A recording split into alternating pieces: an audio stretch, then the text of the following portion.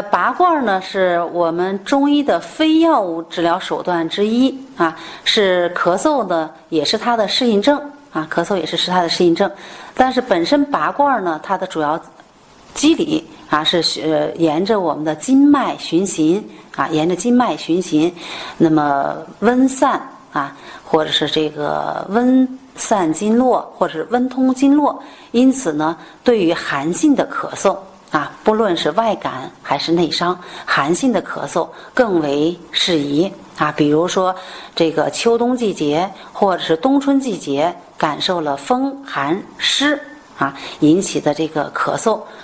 或者是内伤咳嗽啊，长期的慢性的，或是老年人、儿童素体呢阳气不足，平时怕冷啊，那么感受外邪或者是吃的这个生冷了啊引起的咳嗽，那么比如说是咳嗽痰清啊色白清晰量多啊，属于寒性的寒痰的啊，不论外感和内伤，那么它都可以这个选用这个拔罐啊，拔罐，尤其是这个作为家庭的辅助治疗啊，是这个非常这个绿色环保的啊。我们也在作为一个临床大夫呢，我们也非常喜欢啊这个咳嗽的患者呢，采取一些家庭的啊辅助治疗啊辅助治疗。